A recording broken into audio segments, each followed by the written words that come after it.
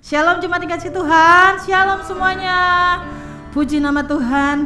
Kita bersyukur pagi hari ini, amin. Dimanapun Bapak Ibu berada saat ini, kita percaya kita akan mengalami kuasa Tuhan, lawatan Tuhan terjadi dalam setiap rumah tangga kita, setiap kehidupan kita pasti diberkati Tuhan, amin. Mari Bapak Ibu kita satukan hati, kita mau berdoa bersama-sama.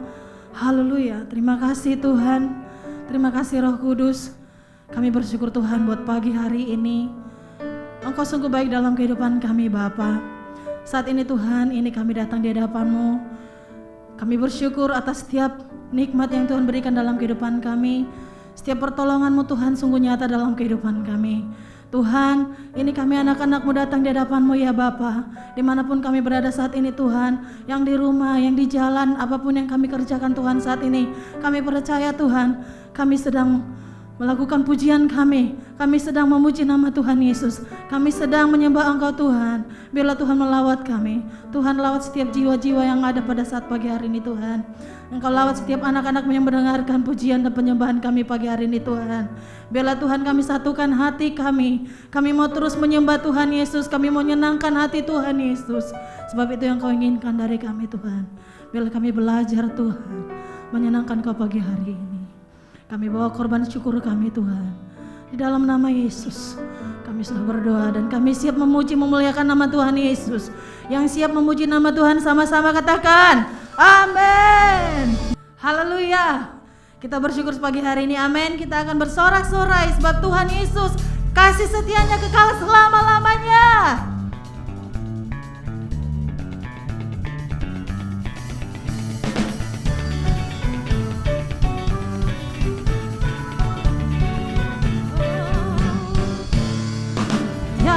Terukur besar kasih setiamu Tuhan, panjang dan lebarnya melebihi lautan,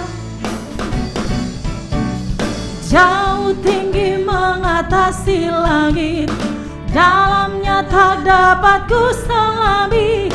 Kasih setiamu besar, kasih setiamu, kasih setiamu besar selamanya. Tiada terukur besar kasih setiamu Tuhan, panjang dan lebarnya melebihi lautan, jauh tinggi mengatasi langit, dalamnya tak dapat ku selami. Kasih setiamu besar, kasih setiamu, kasih setiamu besar. Mari yang bersyukur sama-sama katakan, hatiku bersyukur, jiwaku memuji, mulutku pun bersorak Engkau Yesus.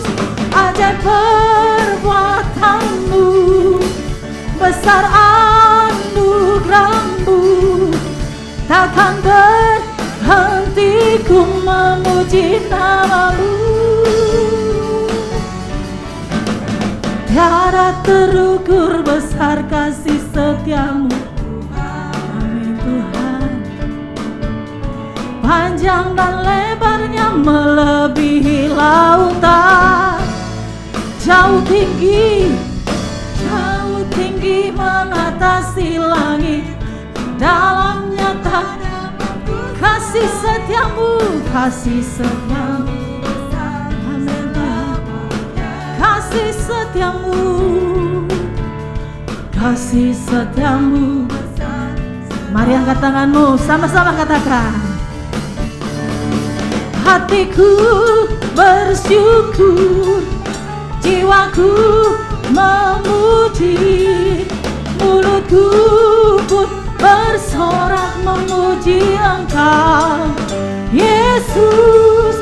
Ajaib perbuatanmu, besar anugerahmu, takkan berhenti ku memuji nama terukur, tiada terukur besar kasih setiamu. Haleluya.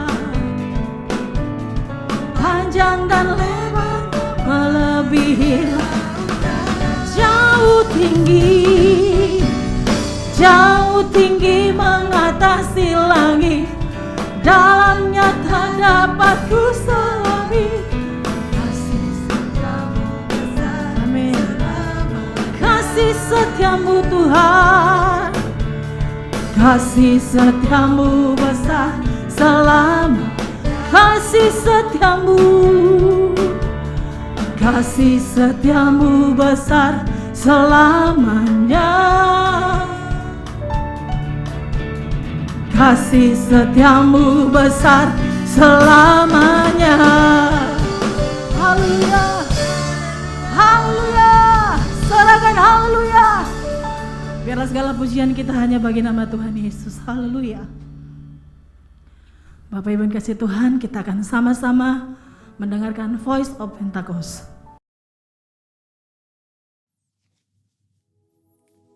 Shalom semuanya. Tahun 2022 adalah tahun paradigma yang baru. Secara umum, arti dari paradigma adalah sebuah cara orang memandang sesuatu. Paradigma yang dimiliki seseorang mempunyai peranan penting untuk menentukan bagaimana ia bersikap kepada kejadian yang dialami dan meresponi hal-hal yang terjadi dalam hidupnya. Saat kita mendengar mengenai paradigma yang baru, tentu kita berpikir, jika ada paradigma yang baru, pasti ada paradigma yang lama. Mari kita bandingkan keduanya. Perbedaan pertama adalah paradigma lama adalah hasil kejatuhan manusia di dalam dosa. Sedangkan paradigma baru ada proses manusia menerima karya salib Kristus di kayu salib. Perbedaan kedua, paradigma lama berasal dari dunia, sedangkan paradigma baru berasal dari Bapa di sorga.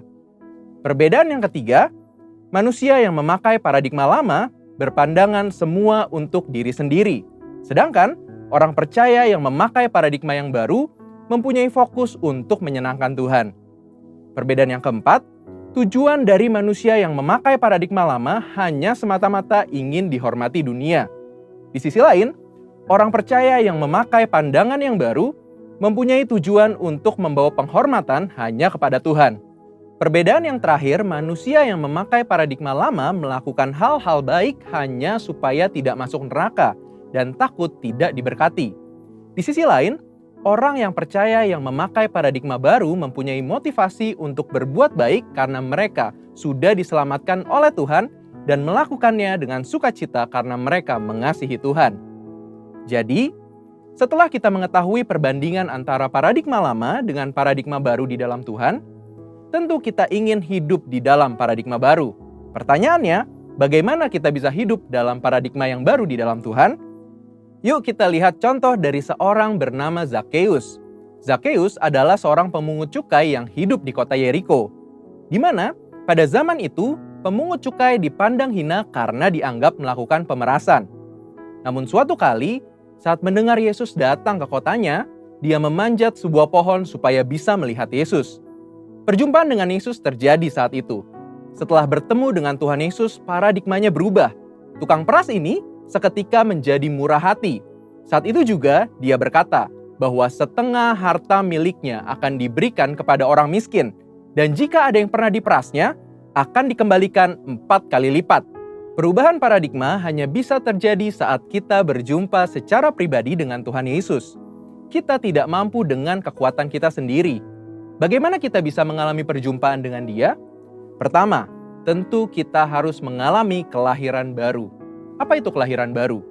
Waktu kita mengakui dosa-dosa kita, menerima karya Tuhan Yesus yang mati di atas kayu salib untuk setiap kita, kemudian mengundang Tuhan Yesus untuk masuk ke dalam hati kita sebagai Tuhan dan Juru Selamat kita pribadi, dikatakan bahwa kita mengalami satu proses kelahiran baru yang supranatural. Firman Tuhan katakan bahwa orang-orang yang percaya dan menerima Tuhan Yesus diberikan kuasa untuk menjadi anak-anak Allah. Di samping itu, Tuhan Yesus mengatakan sebelum Dia naik ke sorga bahwa kita tidak ditinggalkannya sendiri. Dia menjanjikan seorang penolong, yaitu Roh Kudus. Roh Kudus yang dicurahkan pada hari Pentakosta 2000 tahun yang lalu, kini ada bersama dengan kita. Bahkan sesuai dengan yang disampaikan oleh gembala pembina kita Pak Niko, bahwa kita sedang dalam masa Pentakosta yang ketiga, di mana Roh Kudus sedang dicurahkan dengan dahsyat yang akan membangkitkan generasi Yeremia yang mencintai Tuhan Yesus dan menghasilkan penuaian jiwa yang terbesar dan yang terakhir.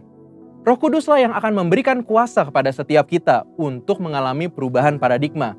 Seperti yang dikatakan oleh Rasul Paulus, supaya kita tidak menjadi serupa dengan dunia ini, tetapi berubah dalam pembaharuan budi sehingga kita dapat mengetahui kehendak Allah, apa yang baik, yang berkenan kepada Allah, dan yang sempurna.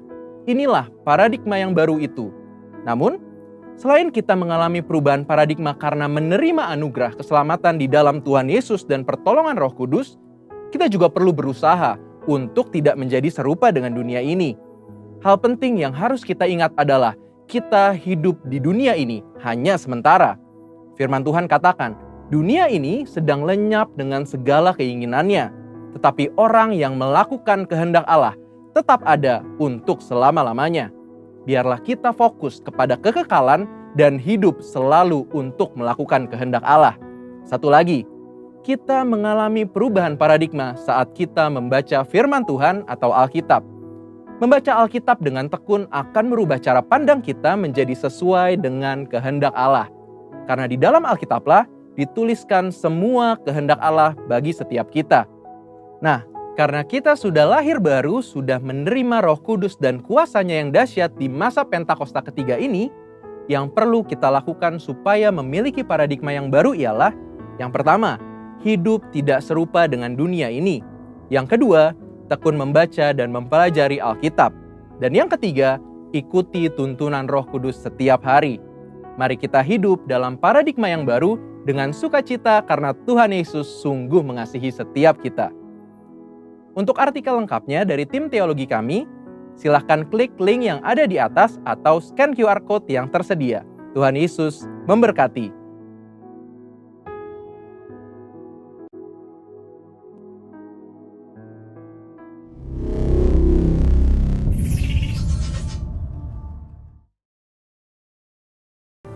Terima kasih Tuhan Yesus.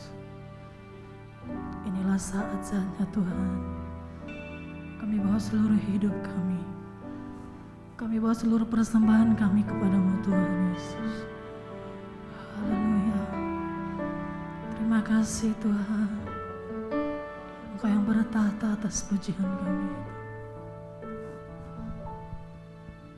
Saat ku masuk ke hadirat-Mu, ku tersungkur dan sembah-Mu. Ku persembahkan korban syukurku yang terbaik bagi saat ku masuk.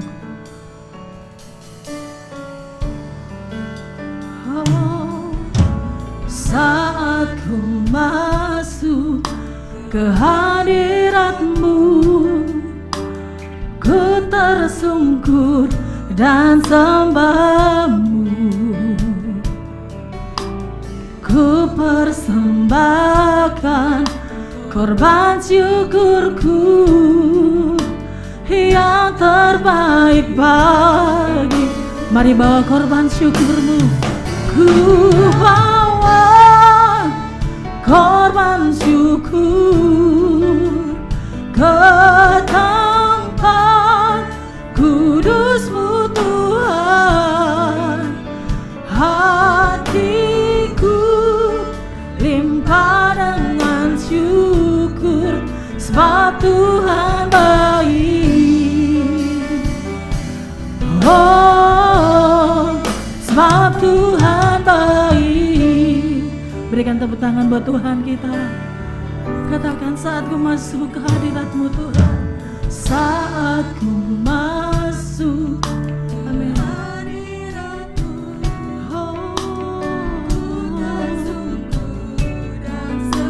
Ku persembahkan korban syukurku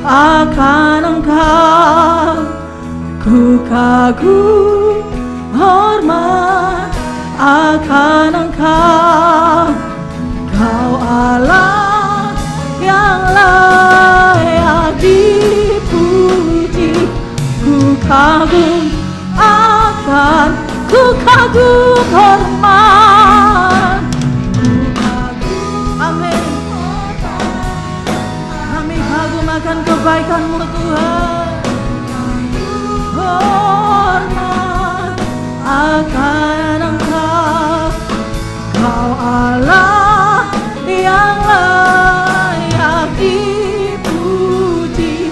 Ku kagum akan Engkau. Sambil angkat tanganmu, berikan sorak-sorai. Ku kagum akan Tuhan.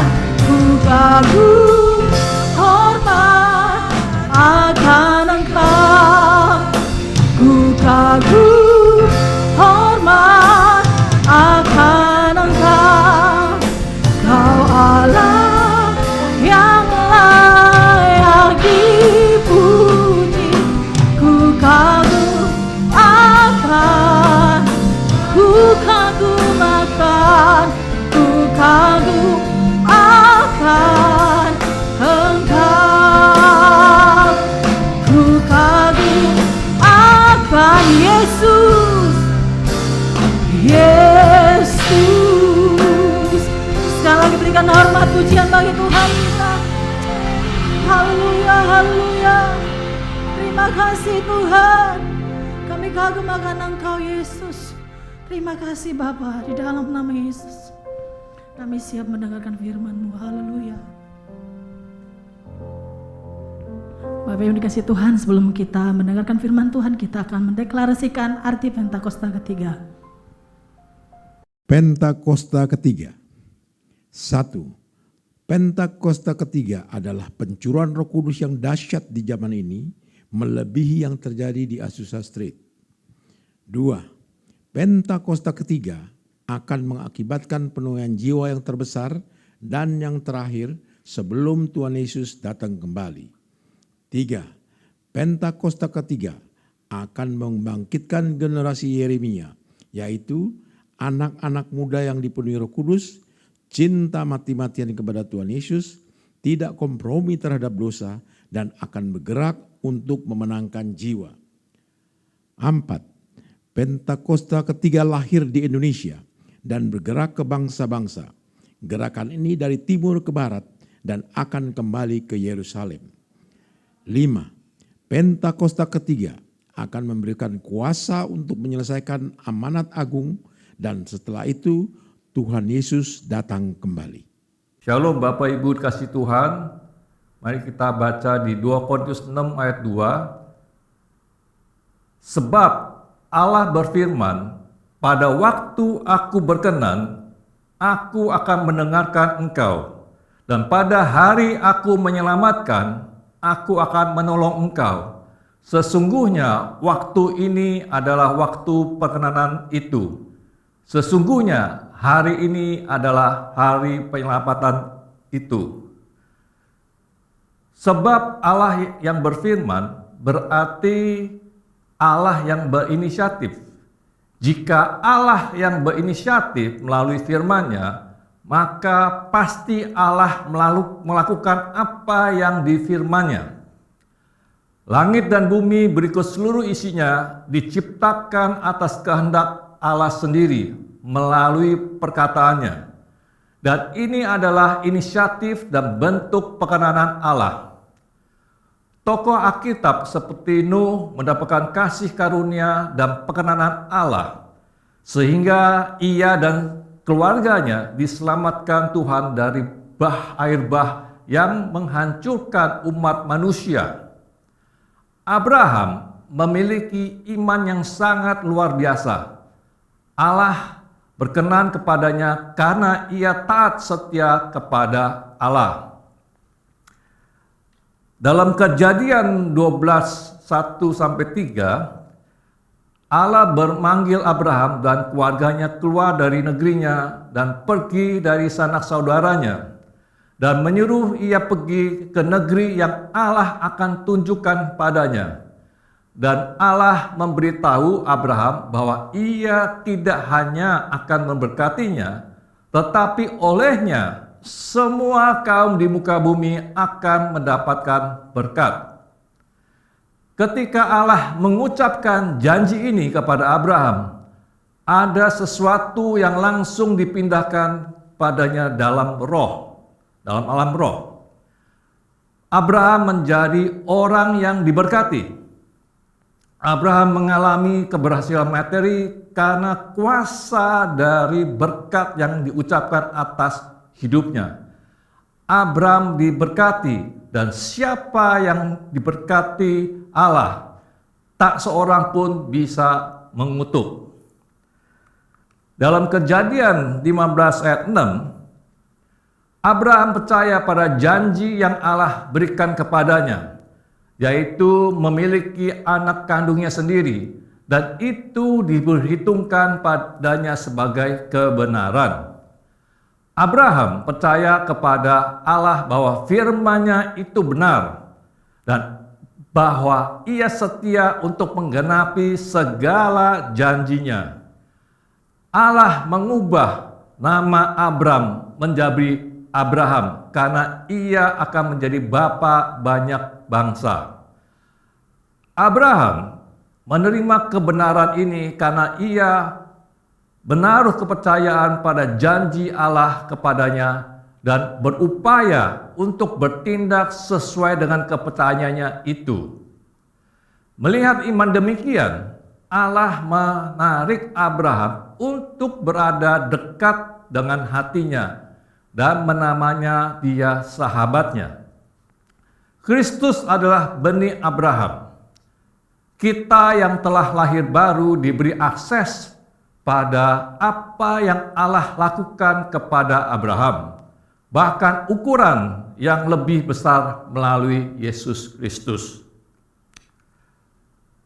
Definisi perkenanan Tuhan adalah sikap menyetujui atau menyukai, memberi perlakuan istimewa yang tidak adil pada seseorang. Jika kita dikenan Tuhan, kita mendapat perlakuan yang istimewa dan sikap penerimaan yang Allah demonstrasikan pada kita. Abraham diberkati Allah, dan berkat itu menarik perkenanan Allah dan manusia.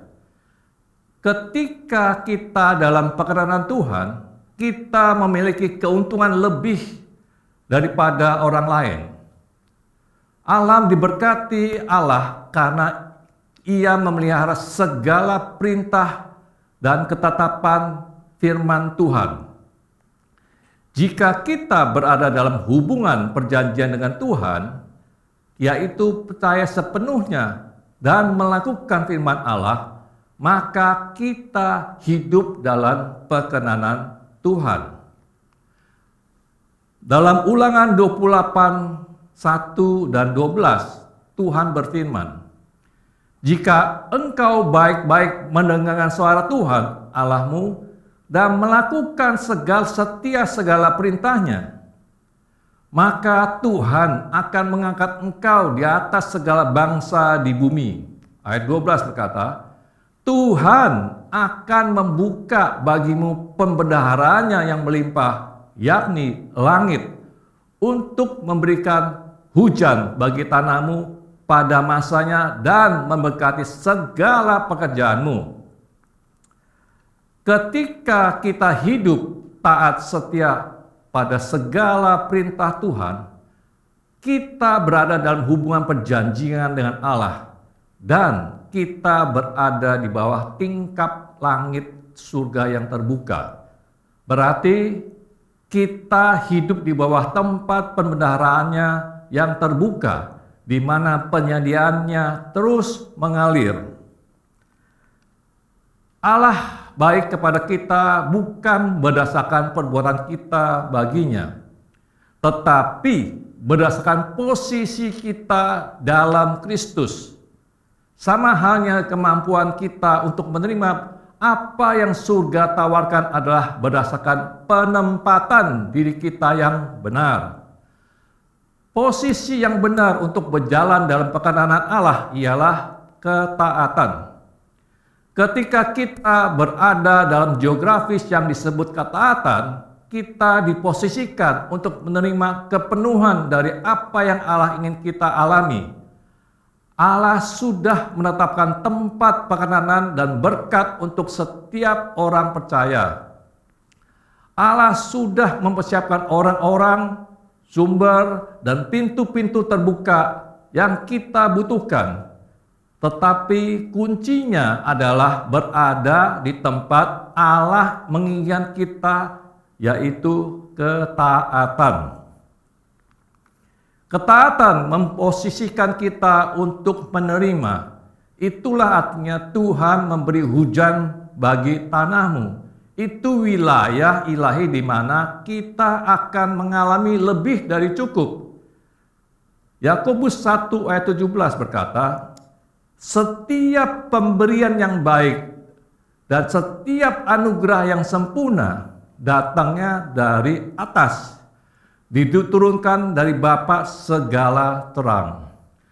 Ketidaktaatan menggerakkan kita keluar dari penempatan ilahi kita. Bukan karena Allah menutup pintu, tetapi hujan sedang di tempat lain. Itulah sebabnya keintiman begitu penting dalam hal perkenanan Allah. Karena keintiman memampukan kita untuk peka terhadap apa yang Allah katakan. Dalam perjanjian baru, Allah memberi perintah supaya kita saling mengasihi dan menyebut kita sahabat jika kita berbuat apa yang diperintahkan kepada kita. Sebagai sahabat, Tuhan akan menyingkapkan berbagai rahasia surgawi, mengetahui isi hati Tuhan dan mendengar apa yang menjadi rencana-rencananya. Betapa banyak keuntungan yang bisa kita peroleh dari bentuk persahabatan. Amsal 17 ayat 17 berkata, seorang sahabat menaruh kasih setiap waktu dan menjadi seorang saudara dalam kesukaran. Seorang sahabat akan merasa gelisah apabila ia tidak mampu menyatakan perhatiannya dan bantuannya apabila sahabatnya tengah menghadapi masalah. Bayangkan jika kita mendapatkan perhatian seperti ini dari Tuhan. Matius 22 ayat 37 sampai 40 seperti demikian. Jawab Yesus kepadanya, kasihilah Tuhan Allahmu dengan segenap hatimu dan dengan segenap jiwamu dan segenap akal budimu. Itulah hukum yang terutama dan yang pertama. Dan hukum yang kedua yang sama dengan itu ialah kasihilah sesamamu manusia seperti dirimu sendiri. Pada kedua hukum inilah tergantung seluruh hukum Taurat dan kitab para nabi. Hukum Taurat merupakan hukum yang dianugerahkan Allah pada umatnya untuk menjaga relasi antara manusia dengan Allah serta manusia dengan sesamanya. Keduanya adalah hukum yang sama-sama utama. Mengasihi sesama seperti mengasihi diri sendiri merupakan hukum yang sama pentingnya dengan mengasihi Allah.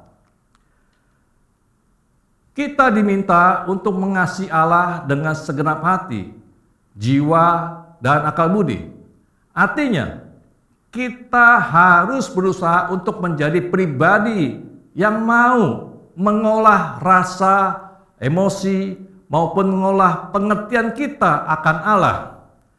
Kita mengasihinya dengan keseluruhan diri kita, seperti yang dikatakan dalam Filipi 2 ayat 5 berkata, hendaklah kamu dalam hidupmu bersama menaruh pikiran dan perasaan yang terdapat juga dalam Kristus Yesus. Kita tidak bisa mengasihi Allah jika hanya melakukan aturan-aturan keagamaan secara praktis, tetapi pikiran dan perasaan kita tidak menghendakinya. Kita juga diminta untuk mengasihi diri sendiri untuk mengasihi sesama. Seseorang tidak dapat mengasihi sesamanya jika ia tidak mengasihi dirinya sendiri. Mengasihi diri sendiri merupakan sebuah bentuk penerimaan atas apa yang ada dan terjadi dalam diri kita. Dengan menggunakan hati, jiwa, dan akal budi, kita belajar untuk memahami apa yang lebih dan kurang dari diri kita sendiri. Kita belajar untuk menerima dan berdamai dengan keadaan diri sendiri. Kita tidak terus-menerus menyalahkan diri jika kita salah. Kita juga tidak perlu membandingkan diri kita dengan orang lain dan terus menuntut diri kita agar sama seperti orang lain. Kita perlu belajar percaya pada diri sendiri, percaya bahwa diri kita pun baik adanya. Ketika kita dapat percaya pada diri kita, maka kita sedang percaya bahwa kebesaran dan cinta kasih Tuhan yang berkarya atas diri kita.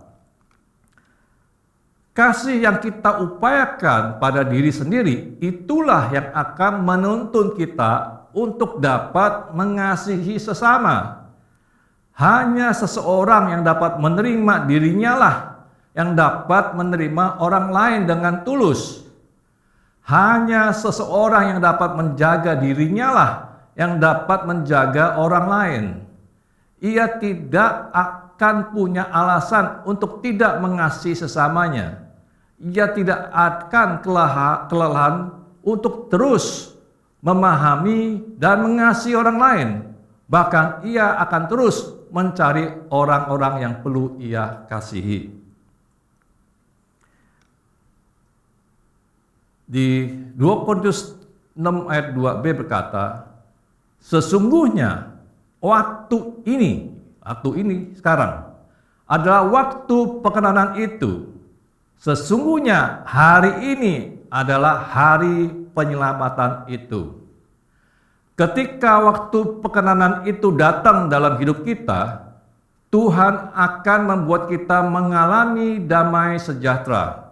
Dan Tuhan mendengarkan apa yang menjadi seruan dan permohonan kita.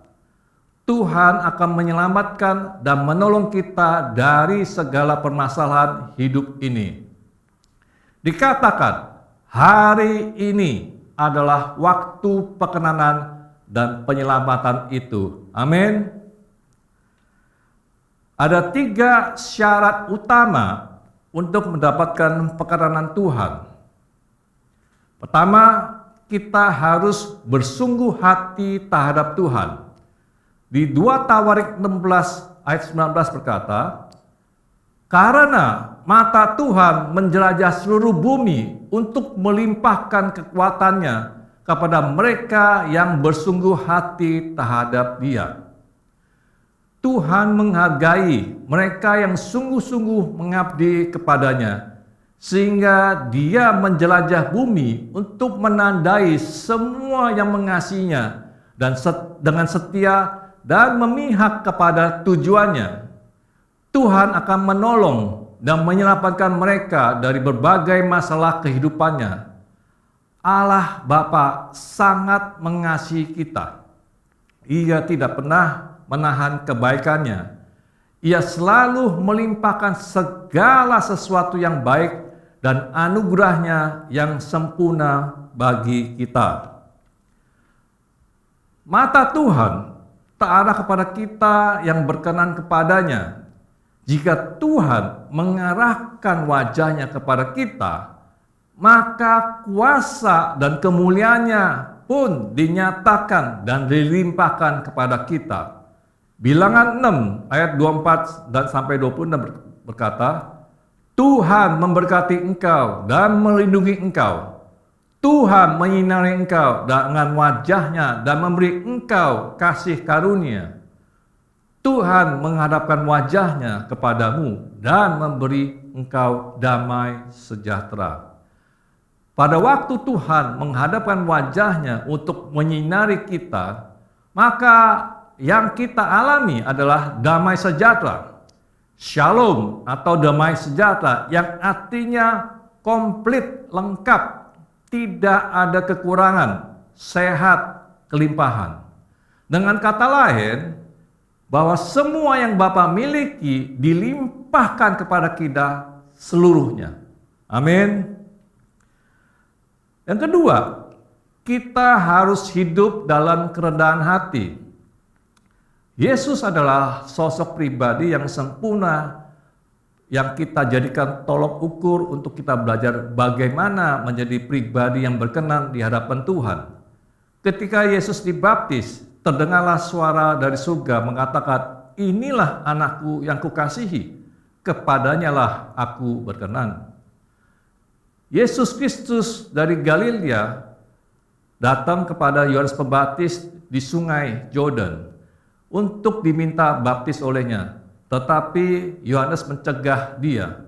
Katanya, "Akulah yang perlu dibaptis olehmu dan engkau yang datang padaku." Lalu Yesus menjawab, katanya kepadanya, "Biarlah hal itu terjadi, karena demikianlah sepatutnya kita menggenapkan seluruh kehendak Allah." Yohanes adalah suara orang yang berseru-seru di padang gurun, yang menyerukan pertobatan sebagai persiapan akan kedatangan Sang Mesias. Dengan membaptisnya, Yohanes sedang menyatakan bagi semua orang bahwa ialah yang mereka nantikan, anak Allah yang membaptis dengan Roh Kudus dan dengan api sesuai dengan Matius 3 ayat 11.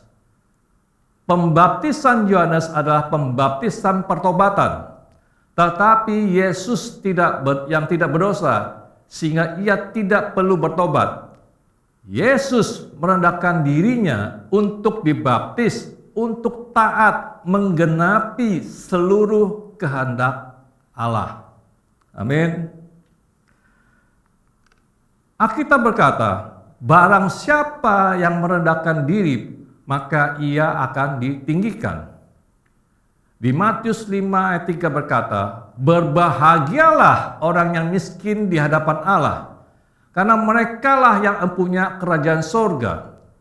Miskin di hadapan Allah adalah sikap hati dari orang yang merasa tidak punya apa-apa untuk dibanggakan di hadapan Allah. Satu-satunya cara agar manusia dapat menjadi miskin di hadapan Allah adalah melalui pertobatan dan menjadi ciptaan baru.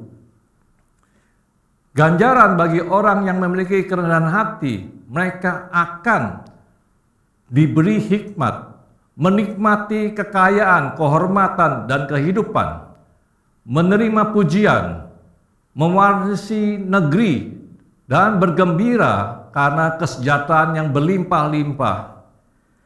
Amin. Yang ketiga, kita harus menuruti seluruh kehendak Allah. Apa yang dikatakan Yesus Kristus di dunia sesuai dengan apa yang telah dia dengar dari Bapa di surga. Apa yang diperbuat oleh Yesus Kristus di dunia ini sesuai dengan apa yang diajarkan oleh Bapa di surga. Ada 3 hal utama untuk kita dapat mengerti dan menuruti kehendak Allah, yaitu jangan mengasihi dunia, perubahan paradigma, dan mengucap syukur dalam segala hal. Yang pertama, jangan mengasihi dunia dan apa yang ada di dalamnya, sebab dunia ini sedang lenyap dengan keinginannya, sesuai dengan 1 Yohanes 2 ayat 15 dan 17. Kita harus mengasihi Tuhan Allah kita dengan segenap hati, segenap jiwa, dan segenap akal budi kita. Alkitab katakan kepada kita untuk tidak mengasihi dunia. Ini berbicara mengenai sistem dunia yang korup, yang dikendalikan setan, yang menggiring kita menjauhi penyembahan akan Allah. Nilai-nilai yang dipromosikan setan, yaitu keinginan daging, keinginan mata, dan keangkuhan hidup. Segala macam dosa dapat dirangkum oleh ketiga kejahatan itu: iri hati, perzinahan, keangkuhan, kebohongan, keegoisan, dan lebih banyak lagi dosa yang bermunculan dari ketiga akar kejahatan itu.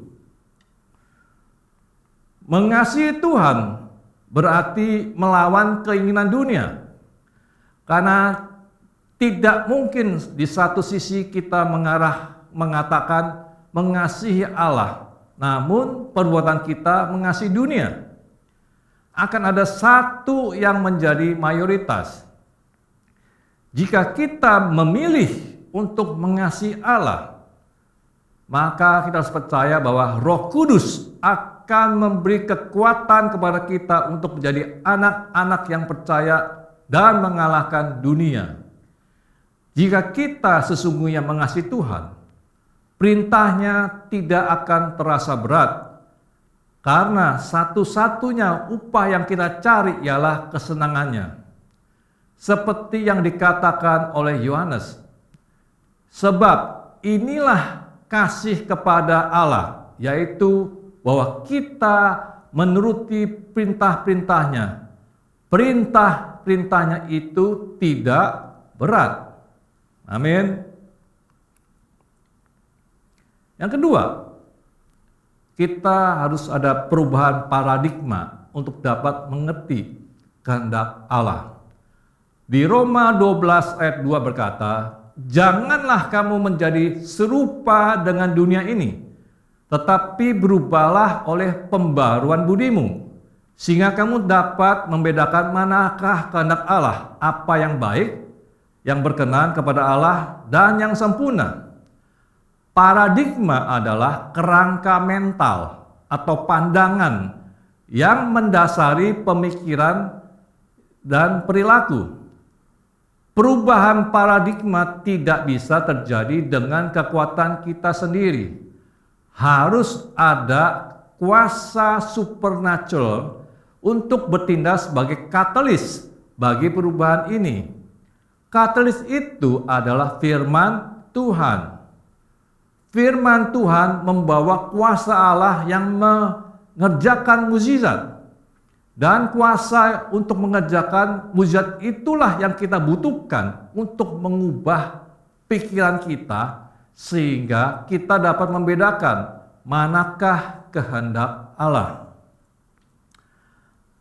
Alkitab memerintahkan kita untuk hanya memikirkan semua yang benar, semua yang adil, semua yang manis, semua yang sedap didengar, semua yang disebut kebajikan dan patut dipuji, sesuai dengan Filipi 4 ayat 8. Perenungan firman Tuhan adalah hal yang penting jika kita ingin mengubah pikiran kita.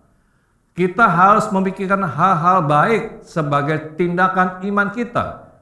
Semakin kita memikirkan hal-hal baik, semakin hal-hal baik terjadi. Kita harus lebih memikirkan kelimpahan daripada kekurangan. Saat kita melakukan itu, kita akan mengalami perubahan. Nyatakan firman Tuhan atas keadaan kita. Nyatakan perkenanan Tuhan mengelilingi kita seperti perisai. Seperti dikatakan di Mazmur 5 ayat 13 berkata, sebab Engkaulah yang memberkati orang benar, ya Tuhan. Engkau memagari dia dengan anugerah-Mu seperti perisai. Yang ketiga, yaitu mengucap syukurlah dalam segala hal. Sebab itulah yang dikehendaki Allah di dalam Kristus Yesus bagimu. 1 Tesalonika 5 ayat 18. Perkenanan Allah terbesar terjadi ketika Dia memutuskan untuk mengirim anaknya yang tunggal ke bumi untuk menyelamatkan umat manusia. Yesus memilih mati di kayu salib untuk menanggung dosa kita, supaya semua orang percaya kepadanya beroleh hidup kekal.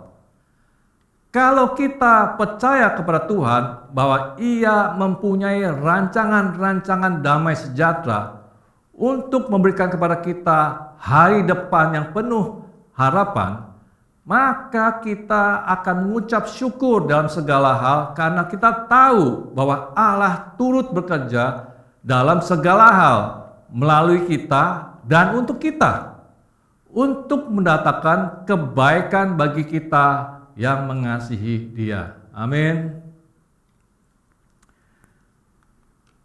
Saudara kasih Tuhan, lebih penting bagi kita untuk mendapatkan perkenanan Tuhan.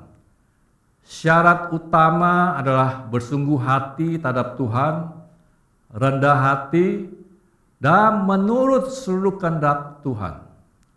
Seperti dikatakan di 1 Yohanes 2 ayat 6 berkata, barang siapa mengatakan bahwa ia ada di dalam Dia, ia wajib hidup sama seperti Kristus telah hidup.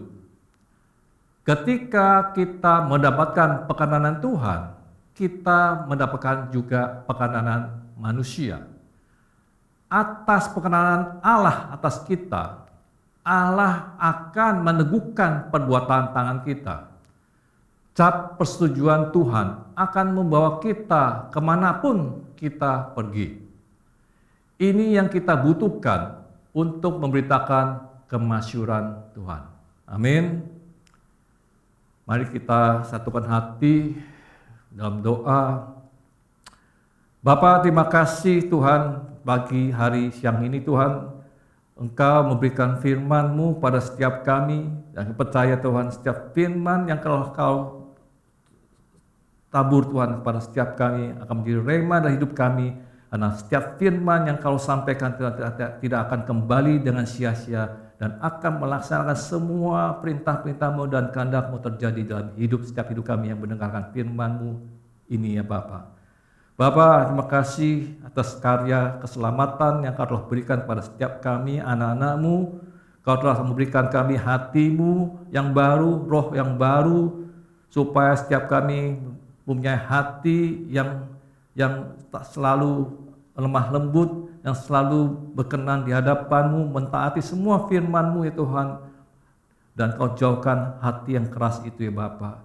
Saya percaya Tuhan, roh yang baru kepada kami Tuhan, supaya Engkau berkenan Tuhan tinggal bersama kami, dan Roh Kudus Tuhan mengajarkan seluruh kebenaran-Mu, sehingga kami mengerti Tuhan rencana-rencana-Mu, jalan-jalan-Mu, dan semua rencana-Mu dan hidup kami ini ya Bapa. Terima kasih Tuhan. Berilah kami hikmat-Mu ya Tuhan, supaya kami mengerti Tuhan kehendak-Mu itu ya Bapa, dan apa yang kami lakukan Tuhan, supaya berkenan di hadapan-Mu, dan bawalah kami, tuntunlah kami ini Tuhan, umat-Mu ini ya Bapa, supaya setiap kami Tuhan berada di bawah tingkat langit ya Bapa, yaitu berkat-Mu ya Tuhan, sehingga apa yang kami lakukan itu benar Tuhan, sehingga apa yang kami lakukan ya Tuhan berhasil ya Tuhan, dan beruntung ya Tuhan. Nama-Mu dimuliakan ya Tuhan. Biar Tuhan terus ya Bapa, dengan ketaatan hati yang Kau berikan pada setiap kami, Kau nyinari kami dengan wajah-Mu Tuhan, sehingga umat-Mu, anak-anak-Mu Tuhan penuh dengan kelimpahan kemuliaan-Mu, penuh dengan shalom, damai sejahtera-Mu ya Bapa.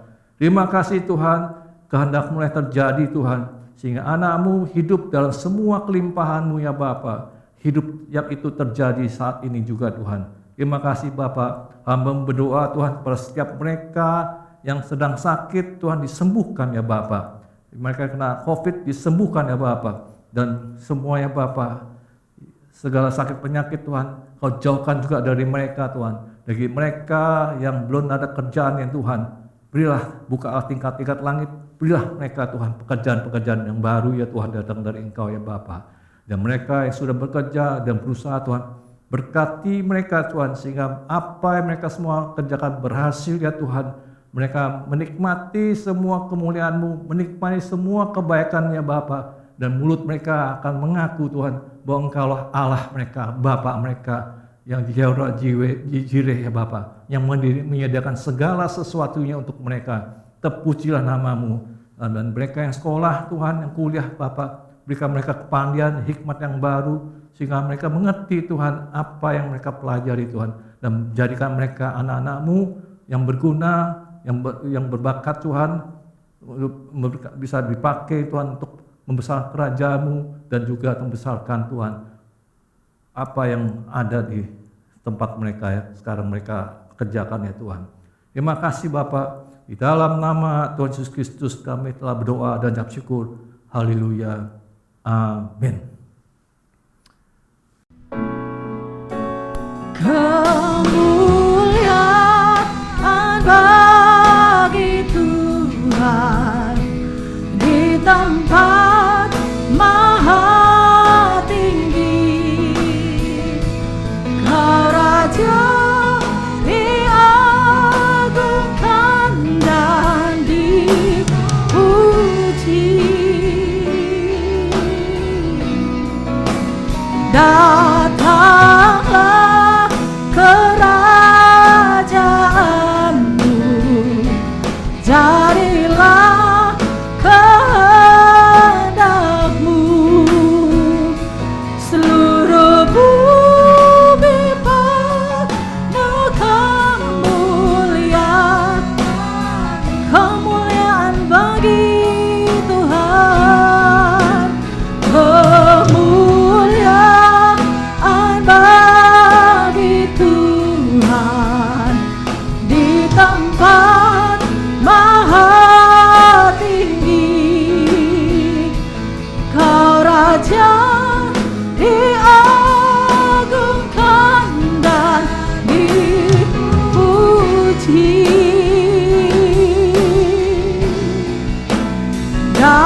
Datanglah kerajaanmu, jadilah kehendakmu, seluruh bumi penuh kemuliaan, seluruh bumi, seluruh bumi penuh kemuliaan, seluruh bumi, seluruh bumi penuh kemuliaan-Mu.